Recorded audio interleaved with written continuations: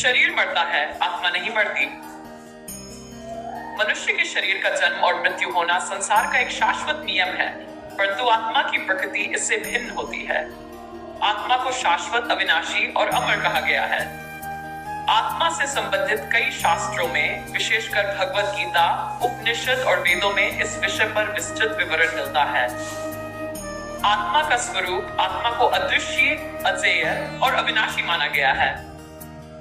श्रीमद् भगवत गीता में भगवान श्री कृष्ण ने अर्जुन से आत्मा के विषय में कहा है, न जायते म्रियते व कदाचित नायम भूत्वा भविता व न भूया अजो नित्य शाश्वतोयम पुराणो न हन्यते हन्यमाने शरीरे।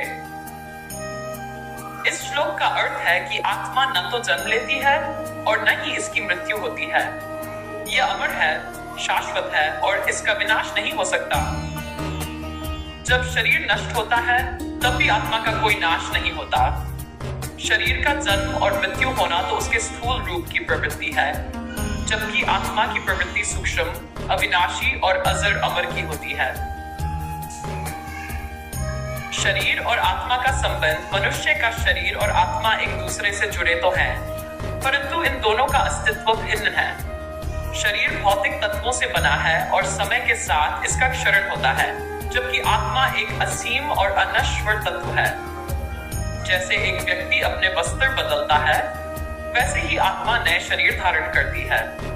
गीता में इसे इस प्रकार व्यक्त किया गया है, वासांसी जीर्णानि यथा विहाय नवानि गृह्णाति नरोपराणि तथा शरीरानि विहाय जीर्णा अन्यानि संयाति नवानि देहि।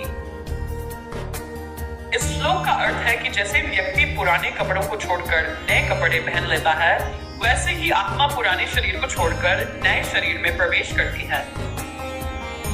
जन्म मृत्यु का चक्र और आत्मा, भारतीय दर्शन के अनुसार आत्मा का जन्म मृत्यु का चक्र कर्मों के आधार पर चलता है। यह जन्म मृत्यु का चक्र तब तक चलता है जब तक आत्मा मुक्ति मोक्ष प्राप्त नहीं कर लेती। आत्मा के कर्मों के आधार पर उसे विभिन्न योनियों में जन्म लेना पड़ता है, परंतु इसका अस्तित्व बना रहता है। यही कारण है कि शरीर का अंत हो जाता है, परंतु आत्मा के अस्तित्व में कोई परिवर्तन नहीं होता। आत्मा की अमरता का वैज्ञानिक दृष्टिकोण, आधुनिक विज्ञान में भी इस विषय पर शोध हुए हैं।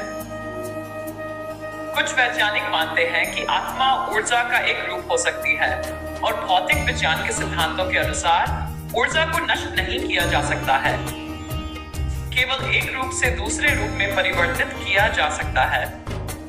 इससे आत्मा के अमरत्व की धारणा का समर्थन मिलता है। आत्मा और चेतना, आत्मा को चेतना का स्रोत माना गया है। भारतीय अध्यात्म के अनुसार चेतना या आत्मा के बिना शरीर केवल एक निष्क्रिय पदार्थ है।